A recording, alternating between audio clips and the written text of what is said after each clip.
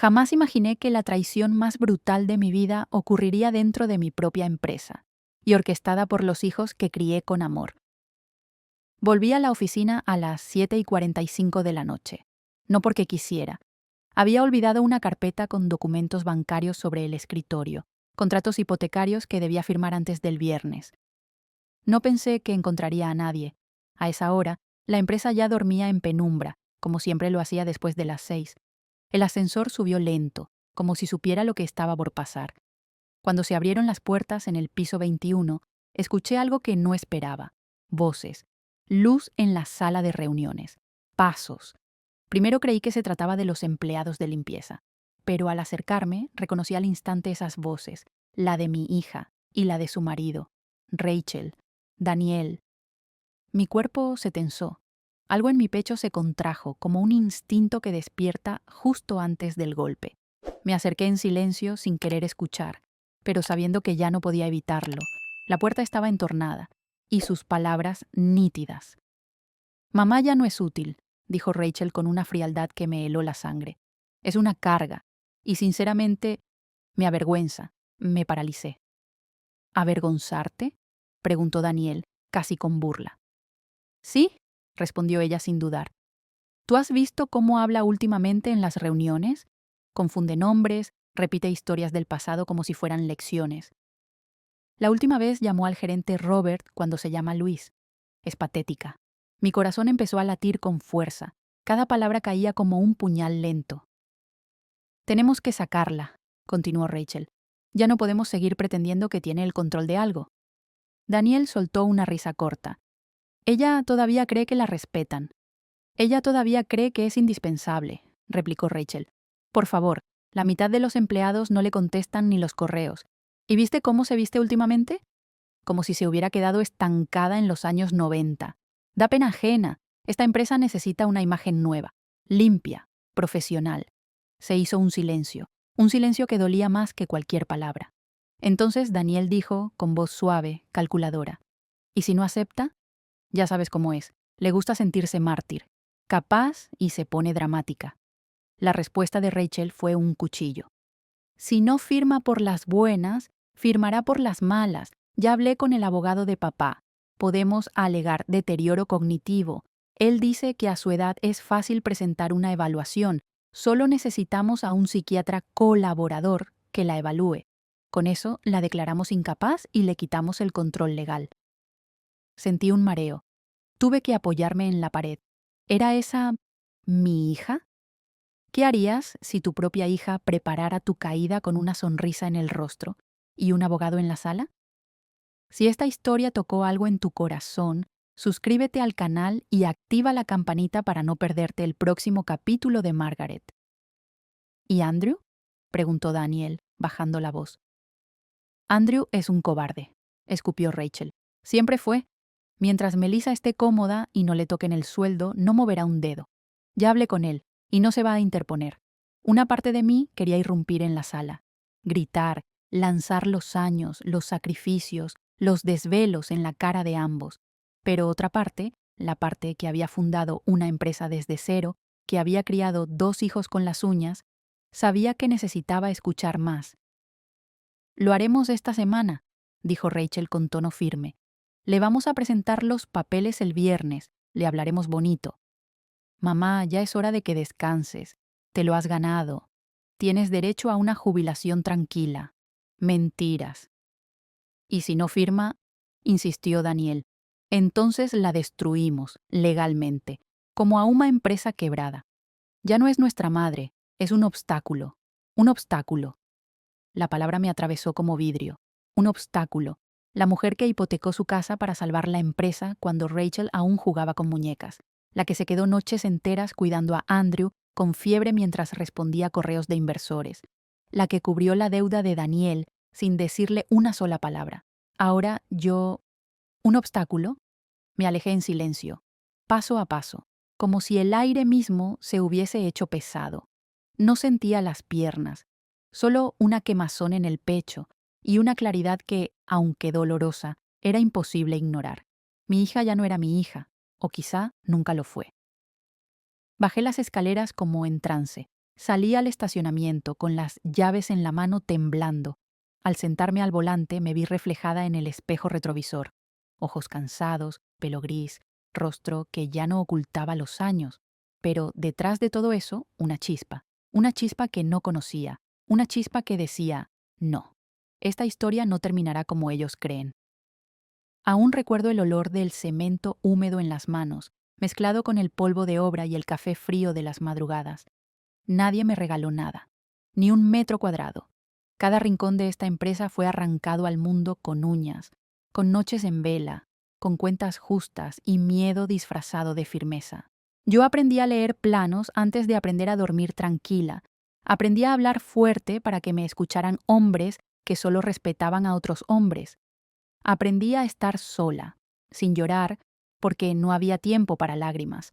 Tenía 2 niños pequeños y una deuda con el banco. Pero también tenía algo que ellos no, hambre, no de dinero, de dignidad, de futuro. Mi primera oficina fue un escritorio prestado en una ferretería. El primer contrato lo escribí a mano, en un papel cuadriculado, y lo firmé con un bolígrafo mordido por los nervios. Yo misma cargaba los bloques, revisaba los pagos, visitaba las obras en botas que me quedaban grandes. A veces me miraban con lástima, a veces con burla, y aún así nunca di un paso atrás. Cuando Rachel era niña, le gustaba sentarse en el suelo de mi despacho y pintar casitas de colores. Me decía que de grande construiría casas conmigo. Guardé sus dibujos en una carpeta que aún conservo. En uno de ellos escribió con faltas, la mejor mamá del mundo. Hoy no sé si fue verdad o solo una ilusión mía. Cocinaba de noche, hacía presupuestos al amanecer. Tenía siempre una calculadora en el bolso y una libreta en el corazón. El almuerzo lo comía en la camioneta, entre llamadas, entre ladridos de jefes de obra y las quejas de clientes impacientes. Pero mis hijos comían en casa, con manteles limpios y postres de domingo. No tuve juventud, no tuve tregua, pero tuve propósito. Cuando la empresa por fin creció, compré una casa con escaleras de roble. Yo misma elegí cada ladrillo, cada teja. En la cocina puse azulejos color salvia, porque me recordaban a la casa de mi abuela, y en la sala un cuadro con la frase «Todo lo que se construye con amor perdura». ¡Qué ironía! Años más tarde, cuando Rachel terminó la universidad, la esperé con los brazos abiertos. Le preparé una oficina luminosa, un puesto con voz, con peso. Le enseñé los nombres de cada proveedor, los errores que no debía cometer, las alianzas que debían cuidarse como a un hijo. Le di mi confianza como quien entrega un legado, sin pedir nada a cambio más que respeto.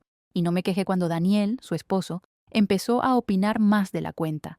Pensé que era normal, que querían crecer, que yo debía darles espacio, qué ingenuidad la mía. Todo lo que hice, lo hice por amor.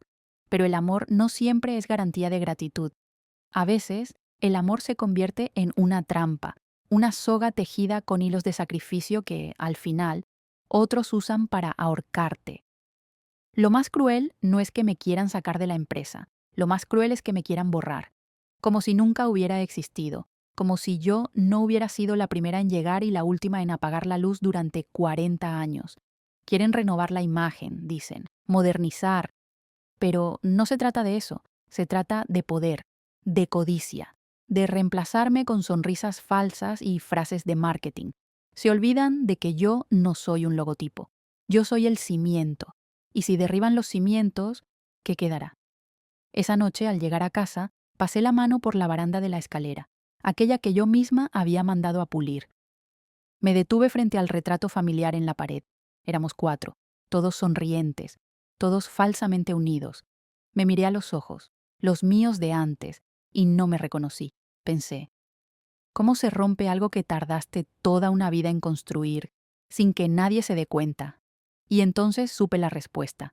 No se rompe de golpe, se rompe en silencio, como el silencio de una madre que lo dio todo, y que ahora solo pide que no la empujen al vacío. Durante años me repetía una y otra vez que todo lo hacía por ellos. Cada contrato firmado, cada proyecto terminado, cada madrugada sin dormir. Todo era por Rachel y Andrew, por mi familia, por ese futuro que quería dejarles limpio, ordenado, sin deudas y con cimientos firmes, como los edificios que levantamos. Para mí, la empresa no era solo una empresa. Era mi tercer hijo, mi legado, un puente entre lo que fui y lo que ellos podrían llegar a ser.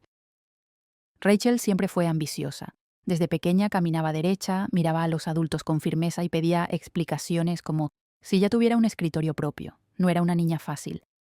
Pero pensé que esa intensidad la haría imparable. Andrew, en cambio, era todo lo contrario.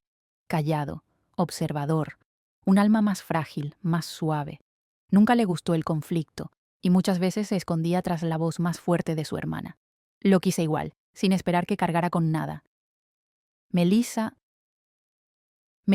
llegó cuando Andrew tenía 26, siempre impecable, siempre sonriente, pero sus ojos no eran tan cálidos como su voz.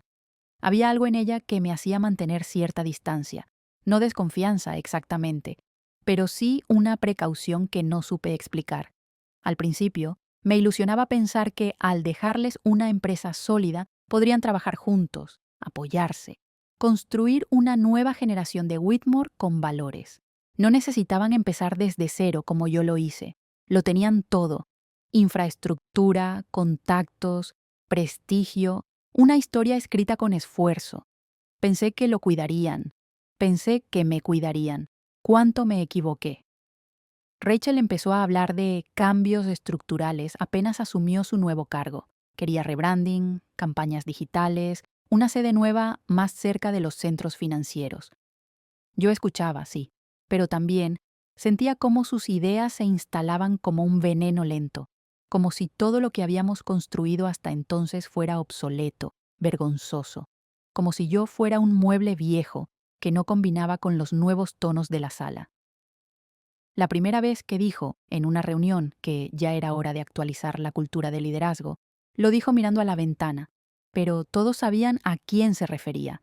Melissa asentía con gracia, con esa media sonrisa que nunca lograba descifrar.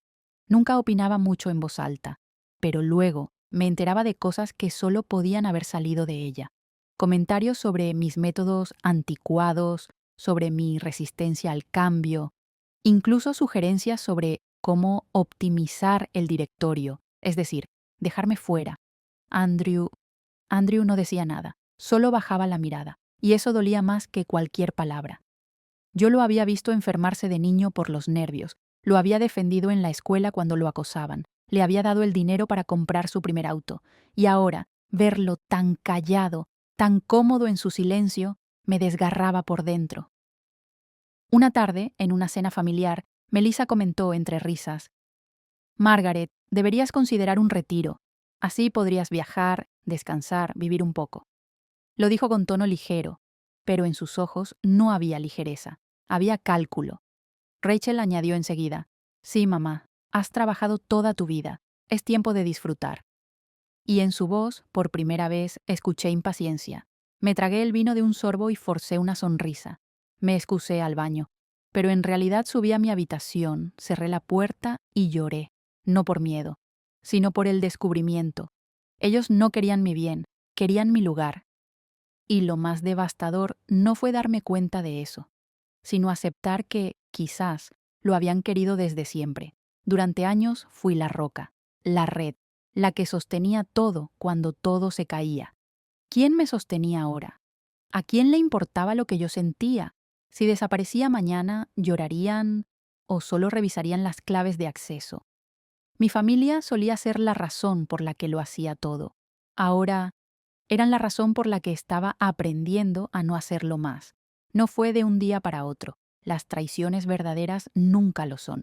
Comienzan como una grieta invisible en la pared, pequeña, casi insignificante, algo que uno nota, pero decide no mirar de frente, hasta que un día esa grieta se convierte en fisura y luego en ruina. Las primeras señales llegaron disfrazadas de detalles sin importancia. Una reunión cambiada sin previo aviso. Una presentación de proyecto que yo no autoricé, pero ya estaba firmada.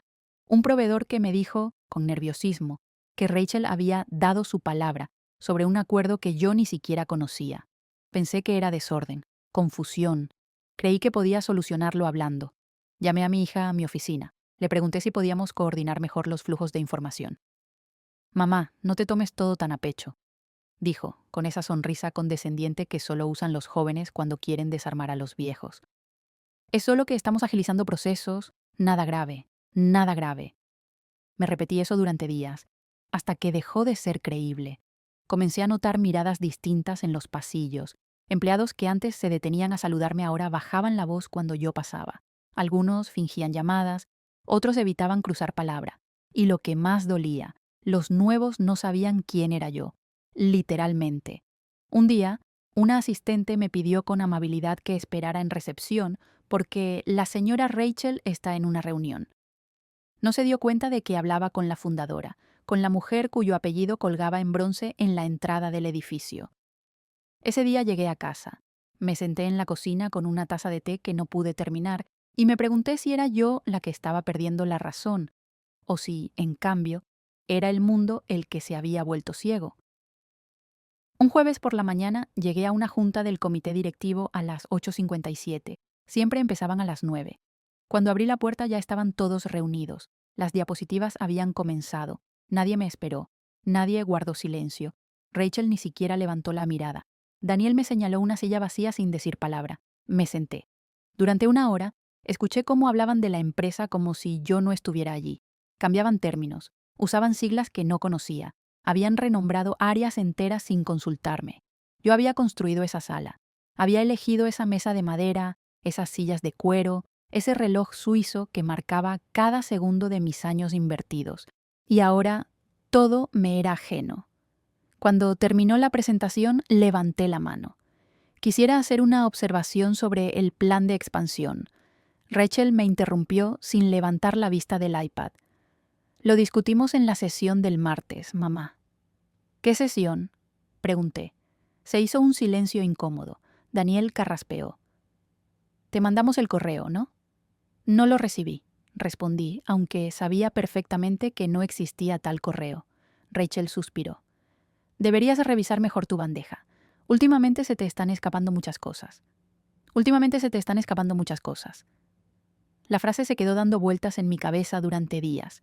La repetía mientras me lavaba las manos, mientras me ponía crema en el rostro por la noche, como si fuera una acusación, un presagio, una lápida. ¿Se puede echar a alguien sin decirlo? Sí, se puede. Te van apagando. Poco a poco. Te dejan de preguntar, te dejan de copiar en los correos, te dan la espalda en las fotos, y un día, sin darte cuenta, ya no estás. Una tarde me asomé por la ventana de mi oficina y vi a Rachel en el patio interior de la empresa, rodeada de jóvenes gerentes, riendo con complicidad. Sus carcajadas eran largas, brillantes, como si estuviera exactamente donde siempre quiso estar. Y entonces lo entendí.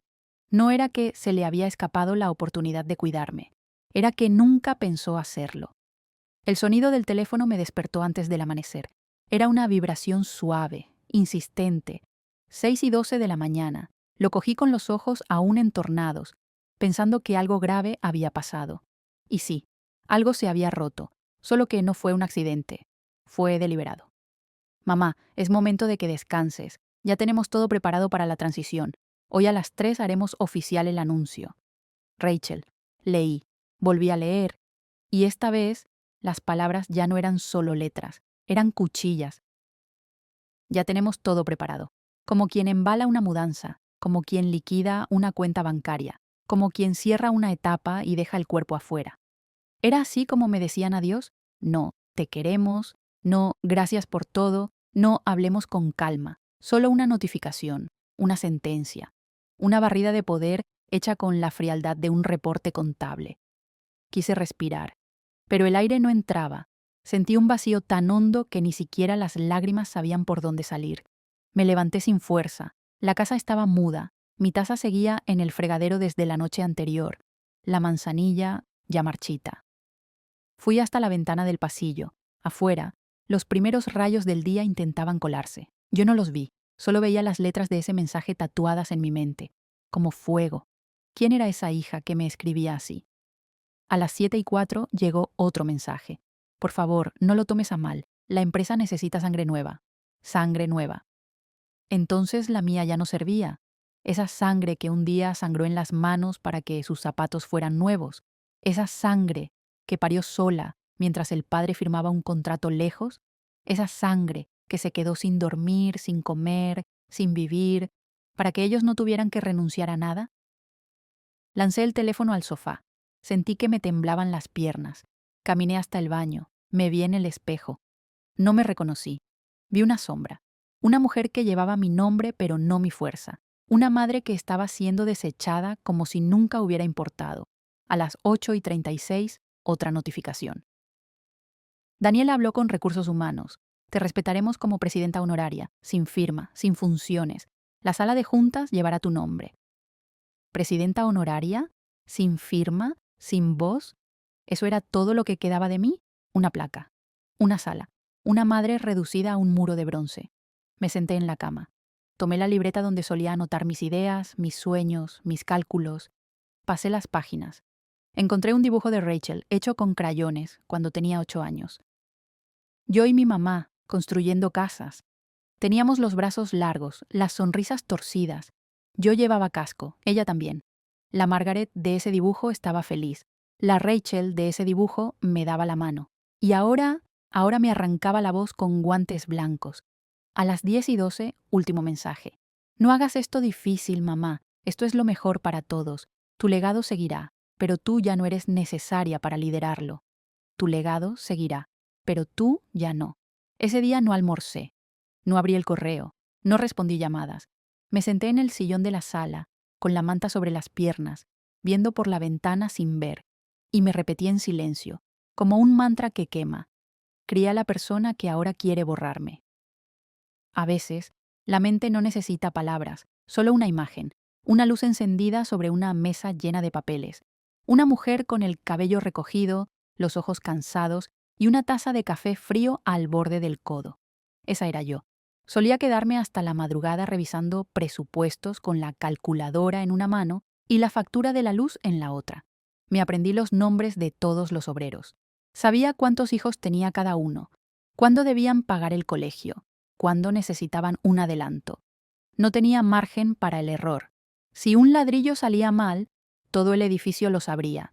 Y si no pagaba a tiempo, nadie regresaba al día siguiente. Hubo noches en que dormí en el piso de la oficina. Hubo meses en que hipotecamos la casa sin decírselo a los niños. George firmaba sin preguntar porque confiaba en mí, y yo, aún temblando, salía cada mañana con la cabeza en alto. Recuerdo una vez, invierno del 87, que el banco congeló las cuentas por un error administrativo. Teníamos que pagar nómina a 50 hombres. Vendí mi único collar de oro. Lo había heredado de mi madre. Nunca lo conté. Lo llevé a la joyería más discreta de la ciudad y volví con el sobre en la mano. Pagamos. Nadie supo nada. Y todos siguieron creyendo que Whitmore Development era una empresa fuerte, inquebrantable. Lo era. Porque yo no me quebraba. En aquel entonces era la única mujer en la región que dirigía una constructora. Me miraban raro en las reuniones, me decían señorita, aunque sabían que era viuda. Los proveedores me hablaban más lento, como si no entendiera de acero o concreto, pero bastaba una reunión para que supieran con quién trataban. Era dura, era clara, era justa, y todos lo sabían. Mis hijos crecieron viéndome llevar botas y casco, sin perder la voz dulce al leerles cuentos antes de dormir. Me vieron llorar a escondidas cuando un proyecto fracasaba. Me vieron volver a empezar con la frente herida, pero el alma intacta. Y ahora me miran como si estorbara. La semana pasada, en una reunión, Rachel presentó un nuevo proyecto de expansión. Mostró gráficos, planos, datos. Habló de innovación, de renovación generacional. Yo levanté la mano. Iba a opinar, a señalar una falla técnica en el diseño. Rachel ni me miró. Gracias, mamá, dijo sin detenerse.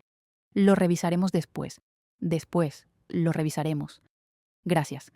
No eran palabras, eran ladrillos, uno tras otro, construyendo el muro que me estaban levantando en la cara. El lunes pasé por la zona de obra. Un joven ingeniero, nuevo, no me reconoció. Me detuvo con amabilidad. Lo siento, señora. ¿A quién busca? Lo miré. Y no supe qué responder. ¿A quién buscaba? ¿A la Margaret que sabía cada centímetro de ese terreno?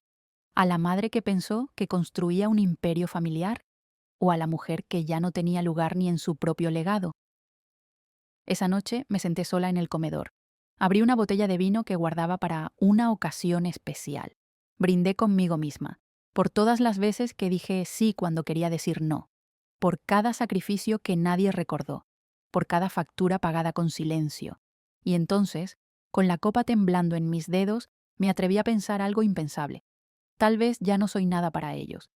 Tal vez nunca lo fui. No respondí al mensaje de Rachel de inmediato. Esperé exactamente 24 horas, lo justo para que pensaran que estaba procesando el golpe, que me dolía, que me rendía. A las 6:14 de la mañana siguiente les envié una sola línea. Lo entiendo, podemos hablar el viernes. No puse coma, no puse puntos suspensivos, solo eso, frío, cortés, falso. Mientras ellos interpretaban mi silencio como sumisión, yo ya tenía en la cabeza un plan que venía gestándose desde mucho antes, porque a las mujeres como yo no nos entierran con un mensaje, nos despiertan. Me senté frente al escritorio de roble, el mismo desde hace 30 años. Saqué una libreta de tapas gastadas, marcada con una W apenas visible. Allí no había recetas ni números de emergencia, solo nombres, y entre ellos uno resaltaba con trazo firme: Jorge Miller. Durante décadas, Jorge fue mi competidor más feroz. Nos arrebatamos contratos, empleados, incluso proveedores, pero nunca la palabra. Cuando mi esposo murió, fue él quien me envió un ramo sin tarjeta, pero con orquídeas blancas, las favoritas de George. Nunca hablamos de eso, no hacía falta. Esa noche, marqué su número desde el viejo teléfono fijo, el único que sabía que nadie revisaba. ¿Margaret? Su voz sonaba extrañamente cálida, como si supiera por qué llamaba. Jorge, quiero venderte el 60% de mi participación. Silencio, ni un suspiro. Confidencial, cierre rápido, precio justo. Y una cláusula. No decir mi nombre hasta que yo lo autorice. Una pausa larga. Después, la frase que necesitaba oír. Dime cuándo y dónde, pero no esperes que me contenga la sonrisa. Colgué sin más y respiré. Por primera vez en días, respiré. A las 7 en punto, llamé a Clara. Ella no preguntó por qué la necesitaba tan temprano. Solo apareció, con el moño bien recogido y la mirada de quien ya lo sospechaba todo. Clara, le dije, necesito que mires debajo de la alfombra. ¿La alfombra de quién? De Daniel. Hasta donde puedas. Hasta donde te dejen. Hasta donde huele a podrido. Ella me sostuvo la mirada. No hubo promesas, solo entendimiento. Le entregué una carpeta con contraseñas, nombres clave, accesos restringidos. ¿Y si encuentra algo? Preguntó. Entonces esta vez no me defenderé con la pena, me defenderé con la verdad y con los documentos en la mano. Aquella tarde abrí la caja fuerte, saqué una carpeta con los primeros estatutos de la empresa. Allí estaba, clara, inamovible, subrayada en rojo por George en 1982. Cualquier cesión de poder deberá contar con el 65% de aprobación de capital accionario. Y Rachel apenas tenía el 20%. Incluso si convencía a Andrew, no llegaba ni al 40%. Sonreí, no por satisfacción, sino porque el olvido es un lujo que solo se permiten los arrogantes. Yo nunca olvidé nada. Esa noche, Clara me escribió. Revise su correo, el informe está completo. No se alarme por lo que verá. Lo abrí. 5 páginas. Movimientos de dinero en Panamá. Compras a nombre de Daniel con fondos de la empresa, relojes, hoteles, una propiedad en Costa Rica. Y un nombre que no reconocía, Alfredo Moreto. Sospechoso, sucio, conocido por blanqueo, todo eso, mientras me pedían que descansara. Serví una copa de vino. No brindé por venganza, brindé por cada madre que alguna vez tuvo que fingir debilidad para que la subestimaran. Me acerqué al ventanal. Afuera, la ciudad parecía dormida. Pero yo no, yo acababa de despertar. Van a arrepentirse de haberme dejado viva, susurré. El informe de Clara llegó en un sobre cerrado, sin remitente. Lo dejó discretamente bajo el florero del vestíbulo, como si se tratara de una nota olvidada. Nadie lo notó, nadie lo imaginó. Yo sí. Esperé a estar sola. Apagué las luces, cerré las persianas, me senté en la silla de cuero que alguna vez George eligió para su estudio y abrí la primera página. Operaciones vinculadas al señor Daniel Hartley, decía el encabezado. El resto fue un descenso lento pero implacable al centro de una traición. Daniel llevaba años usando el nombre de Whitmore Development para justificar inversiones ficticias en el extranjero, empresas fantasmas en Miami, fondos desviados hacia cuentas en las Islas Vírgenes, facturas por asesorías que nunca existieron. Todo salía del mismo lugar, las reservas operativas. Mi empresa, la empresa que levanté con las uñas y los huesos, la que usó mi apellido, la que me robó el sueño y me dio orgullo. Y él se la estaba comiendo por dentro. Clara, meticulosa como siempre, había cruzado correos, rastros bancarios y hasta testimonios de empleados administrativos. Todo cuadraba, todo dolía. Gastos de representación de más de $12,000 en una semana en Marbella. Un yate alquilado por negociaciones estratégicas en pleno marzo.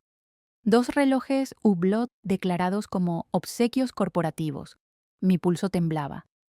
Pero no por la cifra, no por la ilegalidad, por la certeza de que Rachel lo sabía, porque una mujer puede cerrar los ojos ante una mentira. Pero no ante tantas.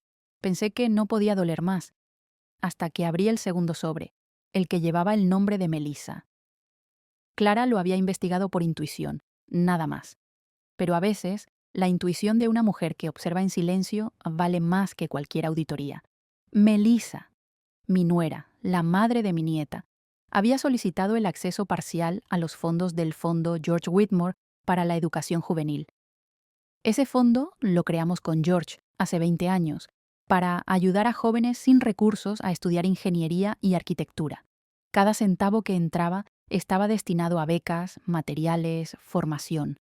Y Melissa había transferido $48,300 a una cuenta personal, justificándolo como costes de gestión administrativa.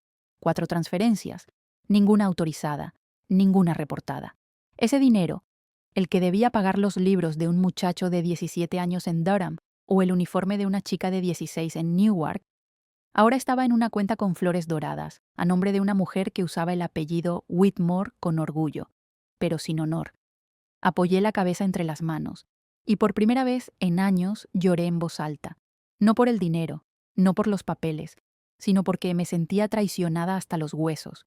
Por fuera era la empresaria respetada. Por dentro, una madre saqueada por sus propios hijos. Rachel lo había permitido. Daniel lo había planeado. Melissa lo había ejecutado. Y Andrew lo había callado. Subí al desván esa noche, donde nadie subía desde que George murió. Allí, entre cajas de planos antiguos, encontré lo que no sabía que buscaba. Un álbum de fotos, amarillento por el tiempo. En la primera página, un mensaje de George escrito en tinta negra. Todo lo que somos, lo somos por ti, Margaret. Cerré el álbum. Me abracé a mí misma. Y entonces supe lo que tenía que hacer. No solo destaparlo, demostrarlo, documentarlo, destruir su red. Porque el apellido Whitmore no se había forjado para esto, y yo no me iba a morir callada. A las 10 en punto tocaron la puerta de la sala de juntas.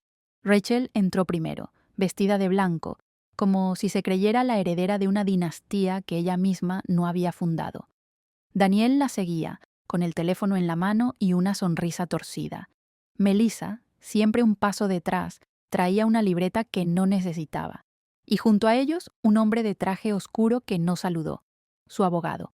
Yo ya estaba allí, sentada en la cabecera, con una tetera de porcelana azul frente a mí, sirviéndome la segunda taza de Earl Grey como si se tratara de una reunión más, como si mi mundo no se hubiera desmoronado en silencio durante semanas. Gracias por venir, dije sin levantar la voz. Me pareció justo que habláramos cara a cara. Daniel fue el primero en romper el silencio. Nos alegra que hayas recapacitado, Margaret. Lo más importante es que este proceso sea ordenado, sin conflictos. Exacto, añadió Rachel sin mirarme del todo. Queremos que esto sea una transición tranquila. La empresa seguirá llevando tu apellido, mamá, solo que en otras manos. ¿Más modernas?, pregunté sin ironía. Melissa forzó una sonrisa. Más eficientes, tal vez. Yo asentí sin perder la calma. Tomé un sorbo de té, dejé la taza en su platito y abrí el portafolio que tenía junto a mí. Bien, entonces empecemos por la parte importante. dije. Saqué un sobre de color marfil, lo empujé por la mesa, despacio. Lo coloqué frente a Rachel. ¿Qué es esto?, preguntó ella, sin tocarlo. Una copia del contrato de compraventa de mis acciones, respondí con suavidad. El 60% del capital total de Whitmore Development. Lo firmé hace 3 días, con Jorge Miller. El silencio fue absoluto. Ni el abogado respiraba. ¿Qué dijiste?, susurró Rachel. Lo que escuchaste. Vendí mis acciones. Ya no soy la propietaria mayoritaria. Y tú tampoco. Ni tú, ni Daniel, ni Melissa. Ahora el socio mayoritario es Jorge. «Eso no es posible», gritó Daniel, incorporándose de golpe. «Eso viola los estatutos». «Al contrario», repliqué. «Los respeté al pie de la letra. Vendí mi parte a un tercero, con cláusula de confidencialidad. Y según los documentos fundacionales no necesitaba su aprobación, ni su bendición». Rachel abrió el sobre con manos temblorosas. Lo leyó 1, 2, 3 veces. «¿Por qué?», murmuró. «¿Por qué harías esto?». La miré, y por primera vez en semanas le dije la verdad. «Porque ustedes no querían una transición, querían mi desaparición, y si me iban a sacar de lo que yo construí, decidí irme con las llaves del templo en el bolsillo». Melissa susurró algo al abogado. Él negó con la cabeza. «No puedes hacer esto», repitió Rachel, ahora más baja, más rota. «Ya lo hice, y lo firmé con el mismo apellido que me dieron sus desprecios». Me levanté, recogí mi bolso y caminé hasta la puerta. Antes de salir me giré una última vez. «Ah», olvidaba decirlo, «Jorge no es tan paciente como yo, ni tan ciego. Buena suerte explicándole lo del fondo George Whitmore y las facturas del yate en Marbella». Y sin decir más, salí. No como madre herida, sino como la mujer que acababa de recuperar el único poder que nadie me pudo arrebatar, el de decidir mi final. A las 6:12 de la tarde sonó la primera llamada. Era de Rachel. No respondí. 3 minutos después volvió a sonar. Esta vez Daniel. Luego Melissa. Después el abogado de ellos. Un número desconocido. Un mensaje. Otro. 5 más. Para cuando el reloj marcaba las 7:05, el contador de llamadas perdidas en la pantalla de mi teléfono mostraba un número que jamás había visto. 47 llamadas. No todas de ellos, claro. También había empleados, socios confundidos, proveedores nerviosos y un ejecutivo bancario que me escribía con un solo emoji: fuego. Encendí el modo avión y volví a mi taza de té. Jorge Miller no había perdido tiempo. En cuanto recibió los documentos firmados, convocó a una junta extraordinaria. Envió correos a cada socio con derecho a voto. Revisó los movimientos financieros que Clara le había entregado y suspendió toda transferencia que no tuviera su firma. Daniel, que por años había vivido como si el dinero fuera inagotable, encontró su tarjeta bloqueada. Rachel, que pensaba mudarse a una oficina más grande, se enteró que su acceso había sido restringido. Melissa, que planeaba abrir una línea de moda financiada por la familia, descubrió que su cuenta de respaldo estaba congelada. Y todo en menos de 6 horas. Me senté en el sofá con la manta tejida de George sobre las piernas. Lisa dormía en su habitación rodeada de libros. El reloj del comedor sonaba cada media hora, constante, sereno, implacable.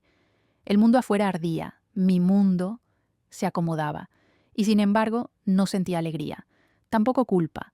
Lo que sentía era otra cosa, una tristeza tan profunda como antigua, la tristeza de ver caer a los tuyos, no por lo que te hicieron, sino por lo que se hicieron a sí mismos, por el desprecio, por la avaricia, por la soberbia de pensar que el amor de una madre es infinito, incluso cuando se le escupe en la cara. A las 8:17, el teléfono sonó de nuevo. Una videollamada. Rachel. Apreté el botón rojo. Me temblaba el dedo. No de miedo, de memoria. Porque en ese mismo celular, años atrás, había recibido su primer «te amo, mamá» por mensaje. Su primer eco desde la universidad. Sus fotos embarazada de Lisa. Sus notas de voz riéndose. Y ahora, lo único que quedaba eran llamadas desesperadas que ya no pensaba contestar. A las 8:45 me llegó un correo de Melissa. Asunto: solo quiero hablar. No lo abrí, porque sé cómo habla una persona que solo quiere hablar. Y también sé cómo escribe una persona que solo quiere manipular. A las 9 en punto bajé al jardín. Encendí la lámpara del porche. Me senté bajo el roble que George plantó en nuestro aniversario número 30 y lloré. Pero no por ellos. Lloré por mí, por la ingenua que creyó que todo lo que hacía, cada ladrillo, cada noche sin dormir, cada sacrificio, construiría un hogar, no una trampa. Lloré por cada vez que callé para evitar una discusión, por cada vez que presté dinero sin preguntar, por cada vez que convertí el amor en excusa y la excusa en cárcel. Esa noche no dormí. No porque me doliera el alma, sino porque, por fin, ya no dolía tanto. Las 47 llamadas estaban allí. El caos también. Pero yo no era caos. Yo era estructura. Y ahora que la estructura había vuelto a mí, no pensaba dejarla nunca más. No necesitaba convocarlos. Vinieron solos. Rachel llegó primero, con la cara descompuesta y los ojos hinchados de rabia. Daniel apareció pocos minutos después, todavía con ese aire de superioridad que usaba como escudo. Melissa no vino. Ni falta hacía. No había saludo, solo tensión. Un silencio cargado, como el instante justo antes de que caiga el rayo. Me senté en el comedor, una mesa larga, de madera noble, donde alguna vez celebramos cumpleaños y navidades. Hoy era la sala del juicio. ¿Qué hiciste?, soltó Rachel sin rodeos. ¿Cómo pudiste vender la empresa a nuestras espaldas? No a sus espaldas, dije sin levantar la voz. Ustedes sabían que querían sacarme. Solo me adelanté, con elegancia. Daniel golpeó la mesa con la palma. Tú no entiendes las consecuencias de esto, Margaret. Estás arruinando todo por resentimiento. Lo miré, despacito, con esa mirada que solo una madre puede sostener cuando ya no le queda nada más que decir, porque ya lo dijo todo con su silencio. ¿Resentimiento?, repetí como quien saborea una palabra amarga. ¿Eso es lo que crees? Me levanté. Caminé hacia el escritorio del rincón, tomé una carpeta negra, la misma que Jorge me devolvió firmada, con copias certificadas, y también los informes de Clara.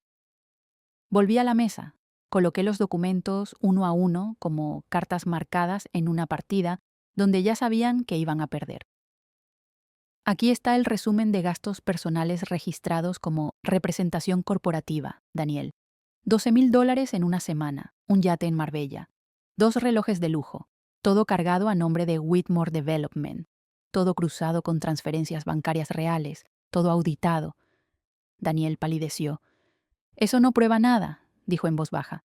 Son gastos justificados. Yo represento a la empresa. Ya no la representas, repliqué. Ni en papel ni en moral. Me giré hacia Rachel. ¿Y tú? Aquí están las conversaciones con el abogado de papá, las grabaciones, las fechas, el intento de obtener una evaluación psiquiátrica para declararme incompetente. ¿Te parece eso un gesto de amor filial? Rachel enmudeció, pero sus ojos gritaban odio, gritaban miedo, gritaban que no esperaba que su madre supiera jugar este juego. No queríamos hacerte daño, mamá, intentó decir. ¿No? ¿Entonces qué era? Interrumpí, por primera vez con un tono más firme. ¿Humillarme a mis espaldas? ¿Borrarme de la historia que yo escribí con mis propias manos? ¿Tratarme como una carga mientras tú y tu esposo se comían el legado que construí a punta de noches en vela? Daniel se levantó. Esto es una venganza. Estás actuando como una vieja rencorosa que no sabe soltar el poder. Sonreí, no de ironía, de tristeza. Yo solté el poder el día que ustedes empezaron a verme como un estorbo. Hoy solo estoy recuperando mi nombre y poniendo las cosas en su lugar. Saqué el último sobre. Jorge ya tiene lista la nota de prensa. Saldrá mañana a las 8 de la mañana. Incluye todo: los desvíos de fondos, la venta legal del 60% y mi renuncia formal a la presidencia ejecutiva. Rachel abrió los ojos. ¿Renuncia? ¿Qué estás diciendo? Digo que me voy con la frente en alto, no porque me hayan echado, sino porque decidí irme antes de ensuciarme con su barro. Daniel respiraba rápido. Rachel ya no decía nada. La vi morderse los labios. Por un momento, volvió a ser la niña de 8 años que rompía un jarrón y no sabía cómo mentir sin llorar. ¿Y qué se supone que hagamos ahora?, preguntó finalmente con una voz seca. Revisen sus cuentas, dije recogiendo la carpeta, Y prepárense para responder ante los socios, ante la prensa y ante su propia conciencia. Caminé hacia la puerta. Antes de salir me detuve. Yo los quise con todo lo que tenía, pero ustedes confundieron el amor con permiso y confundieron mi silencio con debilidad. Cerré la puerta detrás de mí, sin apuro, sin temblar, porque ya no quedaba nada que temer, solo quedaba el eco de una verdad que ellos ya no podían callar. Fue Clara quien me lo dijo. No levantó la voz, no usó adjetivos dramáticos, solo me entregó una carpeta beige, delgada, pero con el peso exacto para aplastar el corazón de una madre. Lo siento, señora Margaret, susurró, pero creo que tiene que verlo. Lo abrí. La primera hoja era un estado de cuenta. Nombre del titular, Melissa Whitmore. Destino, una cuenta offshore en Islas Caimán. Monto transferido en los últimos 6 meses, $197.450.000. Tuve que apoyarme en el respaldo de la silla. ¿De dónde? Pregunté, sin terminar la frase. Clara respondió con una frialdad aprendida a la fuerza. Del fondo George Whitmore, el que usted fundó en memoria de su esposo, el que daba becas a hijos de obreros, madres solteras, chicos que querían estudiar arquitectura. Sentí un sabor metálico en la boca, como si cada centavo robado tuviera filo. ¿Y nadie lo notó? Rachel lo sabía, dijo Clara. Lo aprobó. Firmó las solicitudes de liberación de fondos como presidenta interina del consejo. Me llevé la mano a la frente. ¿Y Daniel? Clara tragó saliva. Parecía que no quería seguir hablando, pero había cruzado el punto de no retorno. Daniel vendió información, archivos confidenciales, planos, costos internos. Los entregó a una empresa extranjera interesada en licitaciones del Estado. Lo hizo usando su propio correo, pero desde la cuenta de un empleado menor, para encubrir la traza. Lo descubrimos hace una semana. Jorge ya lo sabe. Me quedé en silencio. Un silencio tan hondo que sentí cómo se vaciaba todo el aire del mundo. Los había criado con principios, con libros, con sacrificio. Les había enseñado a compartir, a agradecer, a construir, pero también les había dado demasiado, demasiada confianza, demasiadas oportunidades. Demasiadas veces les perdoné los atajos, pensando que el amor corregía lo que la vida torcía. Esa noche bajé al sótano. Allí guardaba las primeras carpetas de la empresa, fotos de los primeros obreros, la libreta donde George anotaba cuánto ladrillo comprábamos por mes, y el acta de constitución escrita a mano donde decía: «Esta empresa nace de un sueño y vivirá solo si se mantiene digna». Me senté en una caja de archivo y lloré. Lloré no por el dinero, no por los fraudes, no por la vergüenza ante los socios. Lloré porque en algún punto había perdido a mis hijos y no me había dado cuenta. A la mañana siguiente, Jorge convocó una reunión urgente. Pocos sabían ya lo que estaba por explotar, pero los rumores crecían como fuego en campo seco. El escándalo sería inevitable, y yo no podía esconderme. ¿Va a hacer algo, señora Margaret?, preguntó Clara, con el respeto de quien ama sin idolatrar. Asentí, despacio. Voy a hacer lo que debía hacer hace años, proteger lo que es justo, no a quien lleva mi sangre. Preparé un comunicado. No culpaba, no atacaba, no usaba el apellido Whitmore como escudo ni como espada. Solo decía la verdad, que los fondos habían sido desviados, que la confianza había sido quebrada, y que yo, como fundadora y madre, pedía perdón por no haber visto antes lo que se pudría bajo mi propio techo. Cuando el comunicado salió a prensa, a las 9 en punto, las llamadas comenzaron de nuevo. Rachel lloraba. Daniel exigía explicaciones. Melissa guardaba silencio. Yo no respondí, porque esta vez no era mi dolor lo que hablaba, era la justicia. Y la justicia, cuando llega, no necesita gritar. No fue una decisión fácil. Durante noches enteras recé sin palabras. Caminé por la casa con pasos lentos, acariciando las paredes como si ellas pudieran darme una señal. Me sentaba en la mecedora de George, con la manta sobre las rodillas, mirando a la nada, y me preguntaba una y otra vez, ¿cómo se lleva a juicio a los hijos que una misma trajo al mundo? Pero no era odio lo que me movía, ni rabia, era algo más silencioso, más antiguo. Era el eco de una palabra que ellos rompieron tantas veces que ya no quedaba otra opción que restaurarla con ley, confianza. Llamé a Fabián Muñoz, un viejo amigo, el abogado que me acompañó en 1994 cuando nadie creía que una mujer pudiera liderar una constructora sin permiso de un hombre. Él estuvo allí, con sus gafas torcidas y su voz serena, cuando el tribunal falló a mi favor. Ahora, más de 3 décadas después, me respondió con la misma calma de siempre. Margaret, lo que necesitas no es solo un juicio, necesitas que te devuelvan la voz. Asentí al teléfono, aunque él no me veía.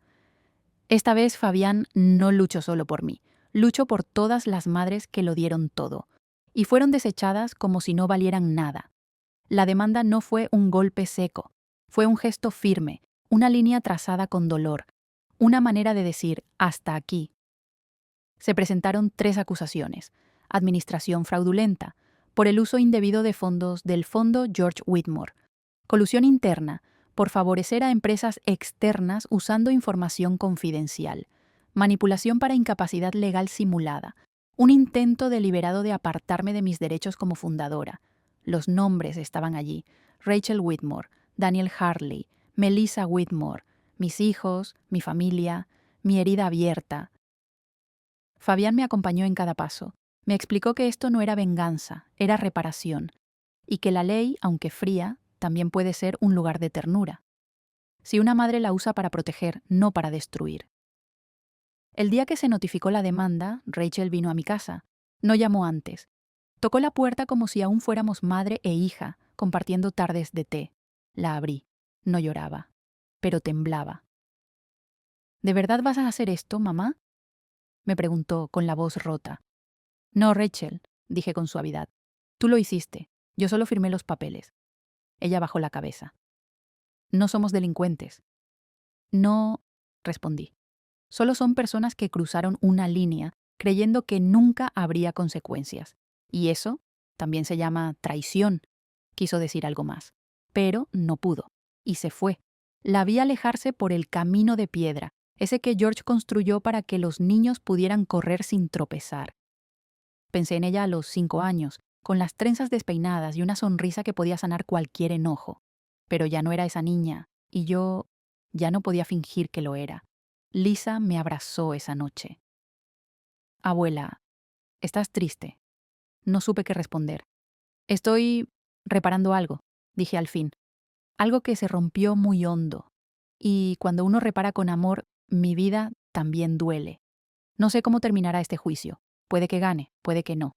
Pero ya no tengo miedo, porque lo que más temía ya pasó. Fui rechazada por aquellos a quienes más amé. Y aún así, sigo de pie, no por orgullo, sino por verdad. Y la verdad, aunque se diga en voz baja, siempre encuentra su lugar. La sala estaba llena, pero yo solo escuchaba mi respiración, lenta, tranquila, como si mi corazón supiera que esta vez ya no tenía que defenderse. El juez entró puntual, ni un minuto antes ni uno después. El sonido del mazo golpeando la madera no me pareció intimidante, sino justo, como si el mundo finalmente se hubiera acordado de las mujeres que construyeron en silencio. Daniel y Melissa llegaron juntos, vestidos de gris, con el rostro pálido, sin las sonrisas de superioridad, sin las miradas altivas. Rachel entró sola, no me miró, ni una sola vez. Durante días los abogados presentaron documentos. Fabián habló con firmeza, pero sin odio. Mostró los informes, las transferencias, los contratos manipulados. El fiscal, al final, solo dijo: Señoría, lo que ha ocurrido aquí no es un simple mal manejo financiero. Es un intento de silenciar, borrar y despojar a una mujer que fundó con sus manos lo que muchos quisieron convertir en herencia sin mérito. Mi turno de hablar llegó. Me puse de pie. No temblé. No vengo a pedir castigo, dije con voz clara. Vengo a decir en voz alta lo que muchas mujeres de mi edad han vivido en silencio, que a veces lo que más duele no es que te roben lo que hiciste, sino que te hagan sentir que ya no vales. Hice una pausa. Nadie se movió. Yo no soy una víctima. Soy una mujer que amó mal, en el sentido más triste del verbo, callando. Callé por miedo a incomodar. Callé para no perder a mis hijos. Y en ese silencio me perdí a mí misma. Pero ya no más. Hoy estoy aquí no para vengarme, sino para decir que sí se puede levantar la voz incluso a los 78 años. Sí se puede decir basta, y sí se puede volver a empezar. Me senté, y por primera vez en mucho tiempo sentí paz. El juez leyó el veredicto una semana después. El tribunal declara responsables a los señores Daniel Harley y Melissa Whitmore por malversación agravada de fondos y uso indebido de patrimonio corporativo. Se ordena el bloqueo inmediato de sus cuentas bancarias y su desvinculación total de cualquier cargo administrativo o financiero dentro de Whitmore Development. Daniel agachó la cabeza. Melissa cerró los ojos como quien finalmente entiende que el juego ha terminado. En cuanto a Rachel Whitmore, continuó el juez, se determina que, si bien no ejecutó directamente los actos ilícitos, su conocimiento y omisión constituyen una falta grave de ética profesional. Se le retira el derecho a voto y a representación dentro del consejo. Rachel no lloró, pero su silencio gritó. Se restituye el control operativo de la empresa al accionista mayoritario, el señor Jorge Miller, bajo la supervisión de la señora Margaret Whitmore como fundadora honoraria. Se establece una auditoría externa durante los próximos 12 meses y se autoriza el comunicado oficial a los medios. Afuera, los periodistas esperaban. Yo no hablé. Pero Jorge sí. Se paró firme, con la voz que siempre resonó en las construcciones bajo el sol, y dijo: nosotros no protegemos apellidos, protegemos valores, y esta empresa está y estará siempre del lado de quien la soñó. Estamos del lado de Margaret. Un aplauso surgió, pero yo no lo escuché. Solo sentí una lágrima, silenciosa, bajarme por la mejilla, en un número de tristeza, de alivio. Esa noche, Clara preparó té de lavanda, Lisa me abrazó sin palabras, y por primera vez en años dormí profundamente. La justicia no me devolvió lo perdido, pero sí me devolvió algo más sagrado, mi lugar, mi voz, y la certeza de que, a veces, la vida gira cuando una se atreve a seguir de pie. Esa tarde el cielo estaba nublado. No llovía, pero las nubes tenían ese color de algodón sucio que anuncia tormentas del alma más que del clima. Yo estaba en la cocina, cortando pan con manos lentas. Clara había salido con Lisa al parque. La casa estaba en silencio. Y entonces sonó el timbre. No lo esperé, no imaginé. Simplemente caminé hacia la puerta y la abrí. Allí estaba él, Andrew, mi hijo mayor, el niño silencioso, de ojos grandes y corazón inquieto, el hombre que había guardado distancia, incluso cuando los cimientos de nuestra familia se venían abajo, el que no traicionó pero tampoco defendió, el que me dolía más por su ausencia que por sus actos. Vestía simple, un suéter de lana, vaqueros, no traía portafolios, ni regalos, ni excusas, solo a él, y eso era más que todo. «Hola, mamá», dijo, con voz baja, como quien entra en una iglesia vacía. No pude hablar, me hice a un lado, y él entró. Se sentó en el sofá como quien sabe que no tiene derecho a comodidad, pero que aún así necesita estar ahí. Miró sus manos un momento, luego me miró. He tardado mucho, lo sé.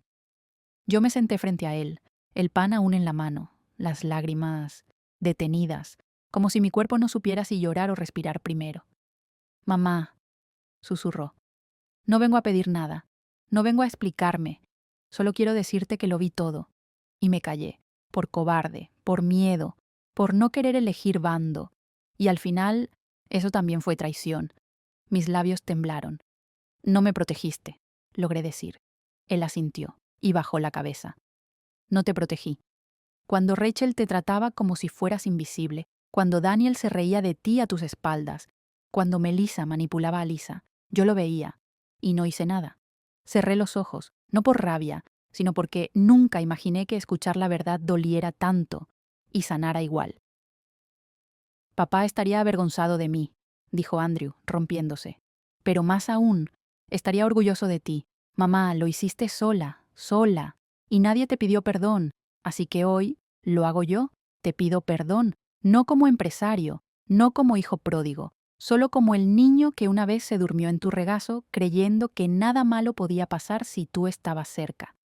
Y entonces las lágrimas llegaron, no de rabia, sino de ternura. Me acerqué, le tomé las manos, estaban frías. Yo nunca dejé de esperarte, Andrew. Nunca dejé de amarte. Solo aprendí a hacerlo con menos esperanza. Él apretó los ojos como si esa frase le abriera todas las heridas. No quiero recuperar nada. Solo quiero estar, ayudarte, cuidarte, aunque sea tarde. Lo abracé, lento, como se abrazan los perdones reales, con el pecho abierto y sin condiciones. No hablamos más, nos quedamos así, madre e hijo, silenciosos, frágiles, pero verdaderos. Esa noche no necesité pastillas para dormir. Mi cuerpo por fin descansó, porque la traición más cruel ya no dolía tanto, cuando uno de los que falló regresaba sin manos vacías, sino con el alma desnuda. No me llevé los cuadros caros, ni el gran piano de cola que decoraba la sala, ni las alfombras turcas, ni los candelabros italianos. Solo empaqué lo que cabía en 4 cajas: mis diarios, algunas fotos de George, cartas antiguas que mis hijos escribieron cuando aún me decían mamá, con dulzura, y un jarrón azul que Lisa me regaló cuando tenía 5 años. Ese fue mi equipaje. Vendí la casa de Brookfield sin mirar atrás. Esa mansión de techos altos y silencio frío había dejado de ser hogar desde hace años. Se había convertido en una vitrina, elegante por fuera, vacía por dentro, un museo de lo que fui, y ya no quería ser estatua de nada. Mi nueva casa era pequeña, una cabaña junto al mar, en una calle modesta de ventanas con cortinas de flores. La había visto por primera vez en una revista vieja, hace 20 años, con un titular que decía: vivir con lo justo, vivir en paz. Nunca pensé que terminaría aquí, y sin embargo, era exactamente lo que necesitaba. La primera mañana desperté sin despertador. No tenía reuniones, no tenía que revisar informes ni decidir presupuestos, no tenía a nadie esperando órdenes, solo el sonido del mar, ese murmullo infinito, paciente, que me decía sin palabras: aún estás viva, aún puedes empezar. Aprendí a hacer pan, no en una máquina, sino con las manos. Amasaba escuchando ópera vieja y me reía sola cuando me salía mal. Planté jazmines y lavanda. Los regaba al amanecer, en bata de algodón y sin peinarme. Los vecinos me saludaban como a una de las suyas, sin saber quién fui, y eso me encantaba. Lisa me escribía cartas cada semana. Sí, cartas. No correos, no mensajes por teléfono. Cartas escritas con lápiz morado y dibujos torpes de soles y pájaros. Las guardaba en una caja de galletas que decía: para cuando me sienta sola. Y cada vez que abría una, sentía que el mundo aún tenía cosas buenas para ofrecerme. Un día, mientras tomaba té en el porche, una señora mayor se acercó. Llevaba una cesta con pan y mermelada. ¿Usted es la nueva del número 9? Me preguntó con sonrisa amable. Asentí. Bienvenida. Aquí nadie es rico, pero todos cuidamos al otro. Y sí, era verdad.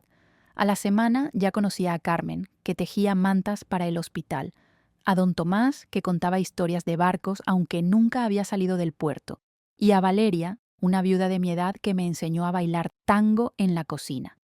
No necesitaba joyas, ni autos, ni reconocimiento. Tenía algo mejor: paz. Una paz que no era silencio vacío, sino plenitud suave, como una manta caliente sobre los hombros de un alma cansada. Por las noches encendía velas y escribía, no para nadie, solo para mí. Escribía lo que dolía, lo que curaba, lo que aún soñaba, y un día me di cuenta de que ya no escribía desde la herida, sino desde la cicatriz, porque lo vivido dolió, pero también me reconstruyó. Un domingo, Andrew vino a visitarme, sin aviso, con una bolsa de manzanas y una sonrisa tímida. «Huele a hogar, mamá», me dijo. «Huele a ti». Y lo abracé, porque ahora ya no me sobraba el amor, pero tampoco lo regalaba a quien no sabía cuidarlo. Sí, me fui de la casa a Whitmore, pero no me fui derrotada, me fui entera, con las manos vacías, sí, pero con el corazón lleno. Porque cuando una mujer decide soltar lo que pesa y abrazar lo que sana, la vida por fin empieza de nuevo. Cada noche, cuando el sol comienza a esconderse detrás del mar y las sombras alargan sus dedos sobre mi jardín, suena el teléfono, y sé que es ella. «Hola, abuela». «Hola, mi amor. ¿Cómo estuvo tu día?» La voz de Lisa es un bálsamo. Tiene esa mezcla de dulzura y determinación que solo tienen los niños que han visto demasiado, pero que aún creen en la bondad. Lisa tiene 15 años. pero habla como si tuviera 100 recuerdos en el pecho. Sabe más de la vida de lo que una niña debería saber. Y, sin embargo, aún me cuenta con emoción cuando ve una gaviota en el cielo, o cómo su gato aprendió a abrir la puerta del baño. La vida no le quitó su asombro, y eso, para mí, es un milagro. Vive con Andrew ahora, en un pequeño departamento cerca del instituto. Él trabaja por las mañanas en una empresa de diseño urbano y por las tardes la espera con la comida servida y los deberes listos. Han formado algo que ninguno de los dos tuvo por muchos años. Un hogar de verdad. A veces me mandan fotos cocinando juntos o construyendo maquetas de cartón y palillos de helado. Lisa dice que quiere ser arquitecta. Como tú, abuela. Yo no fui arquitecta, mi cielo. Pero diseñaste más que edificios. Diseñaste caminos para mucha gente. Y yo quiero hacer lo mismo. No le respondo de inmediato. Porque cuando un niño te dice algo tan puro, tan grande, lo único sabio es guardar silencio y agradecer. Ha decidido conservar el apellido Whitmore, no por Rachel, no por Melissa, sino por mí. Quiero que cuando vean ese nombre en los planos, en los edificios, sepan que viene de ti, de la abuela que no se rindió, de la mujer que lo perdió todo y aún así floreció. A veces pienso que Lisa fue el regalo final que me dejó la vida. Una flor que creció entre las grietas del asfalto. Ella no necesitó herencias ni acciones, solo necesitó amor, y eso lo tengo de sobra. En mi casa junto al mar hay un rincón solo para ella. Tiene su taza preferida, su suéter azul colgado detrás de la puerta, una caja con acuarelas y una libreta donde escribe cuentos de mundos que aún no existen. La última vez que vino, plantamos un cerezo. Para que cuando crezca, tú también sigas aquí, me dijo, y lo abrazó como si ya lo sintiera vivo. Yo ya no espero nada del pasado, pero sí me permito soñar con el futuro, si lo lleva ella en sus manos. Lisa me enseña a usar filtros de fotos, a hacer playlists con música tranquila, a doblar ropa como se hace en los videos japoneses. Y yo le enseño a mirar con pausa, a preparar pan sin apuro, a escribir cartas cuando algo duele y no se puede decir en voz alta. Nos enseñamos mutuamente, sin debernos nada. A veces, en las noches de viento, ella me lee en voz alta desde su libreta. Este cuento se llama La mujer que salvó puentes. ¿De qué trata? De una abuela que construía puentes invisibles entre las personas, incluso cuando todos pensaban que solo quedaban ruinas, y yo me abrazo las rodillas y lloro sin ruido, porque esa mujer soy yo. Y Lisa, sin saberlo, la convirtió en leyenda. Ya no quiero justicia, ya no quiero poder, solo quiero estar aquí, verla crecer, oírla decir te quiero con esa voz de risa contenida, y saber en lo más hondo que no todo se perdió. Porque cuando una familia se rompe, no siempre queda vacío. A veces queda una luz, pequeña, terca, hermosa, y a esa luz yo la llamo Lisa. Los jueves por la tarde, la sala comunitaria del Centro Cultural se llena de algo que no se ve, pero se siente. Risas contenidas, miradas tímidas, manos con anillos que ya no brillan, pero que han sostenido generaciones. Son mujeres, mujeres con arrugas como mapas, con pasos lentos, pero con historias que aún pisan fuerte. Yo no doy clases, doy espacio, doy palabra, doy lo que a nosotras nunca nos dieron, permiso para empezar de nuevo. Mi grupo se llama Mujeres más 60. No porque los años importen, sino porque hemos sobrevivido más de 6 décadas. Y aún estamos aquí. La más joven tiene 61, la mayor 83. Y todas cargan en la espalda silencios que pesaban más que sus carteras. El primer día llevé un termo de té y galletas de mantequilla. Me senté en círculo con ellas, sin títulos, sin nombres rimbombantes, solo con una libreta en la mano y una frase escrita en la primera hoja. No estamos rotas, solo estamos empezando desde otro lugar. Al principio costó.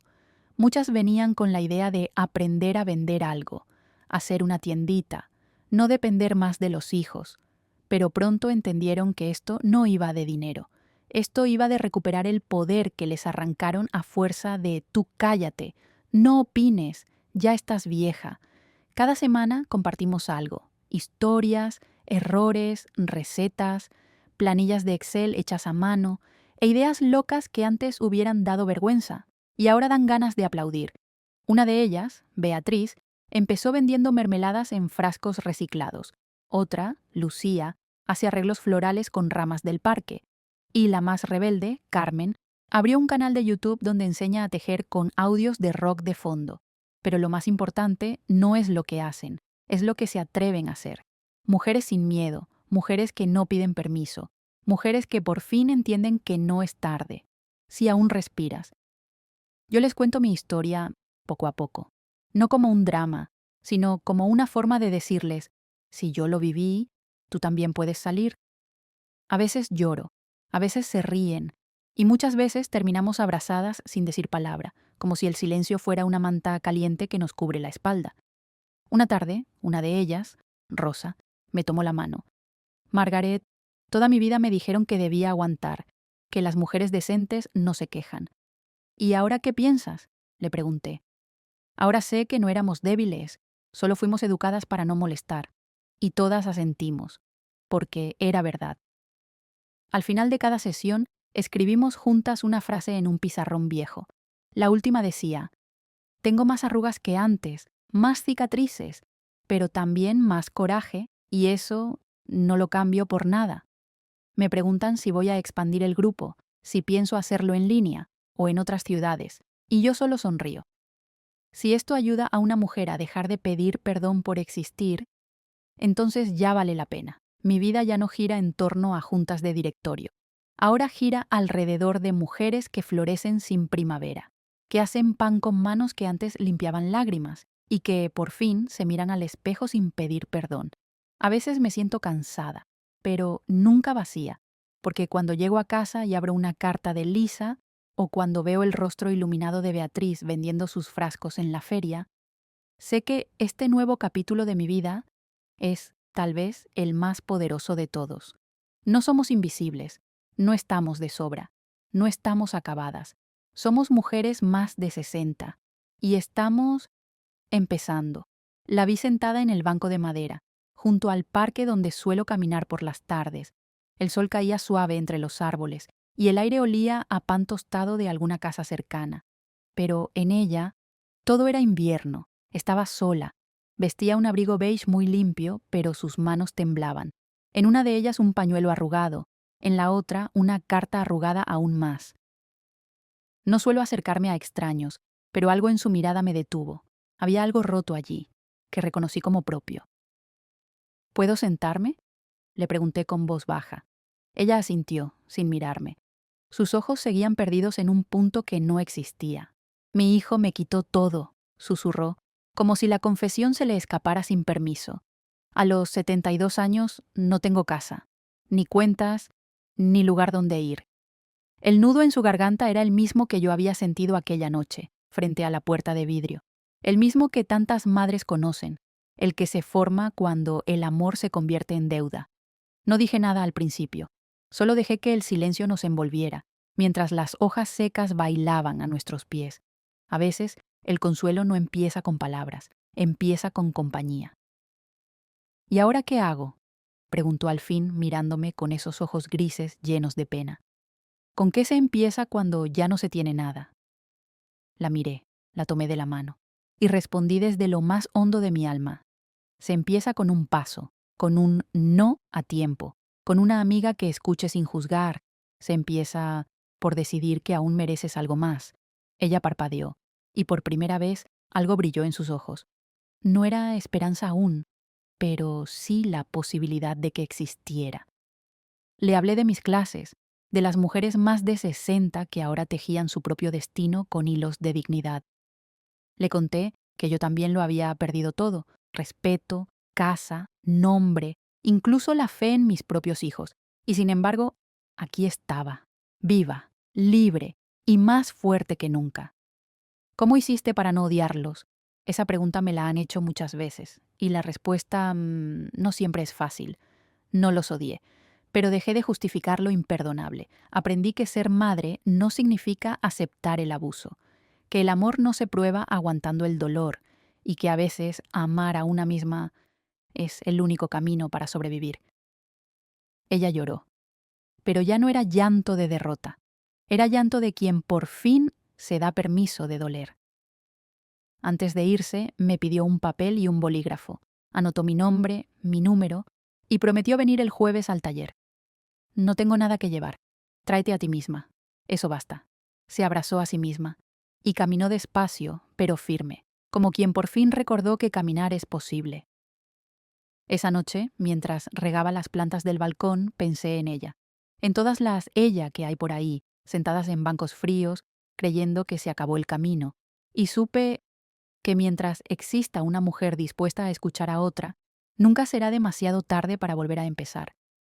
Ya no soy la directora general, ni la madre de Rachel, ni la suegra incómoda, ni la mujer a la que todos consultaban, pero nadie escuchaba.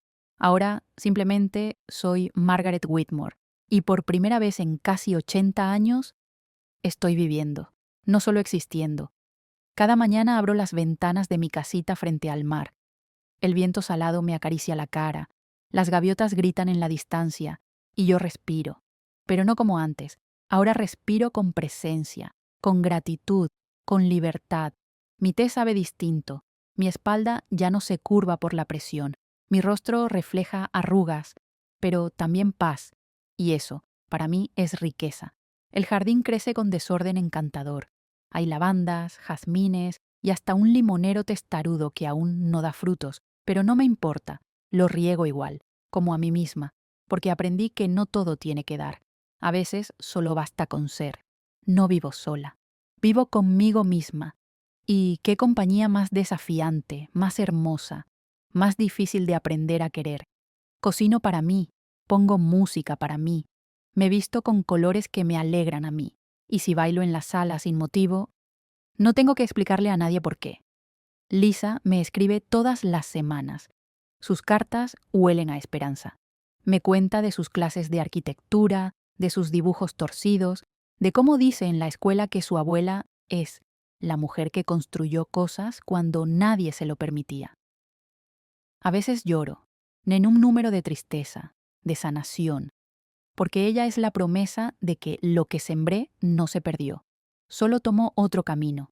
Los jueves sigo con el grupo de mujeres más 60, pero ahora ellas me enseñan a mí. Una me regaló una bufanda tejida con manos temblorosas, otra me cantó una canción que le enseñó su madre en la guerra, y yo simplemente me dejo llenar, como un jarrón que por fin deja entrar el agua. Los domingos voy al mercado, compro flores, frutas frescas y un pan con nueces que me recuerda a mi madre. Ya no corro, ya no calculo, ya no negocio, ahora solo camino, y agradezco cada paso. A veces la soledad llega.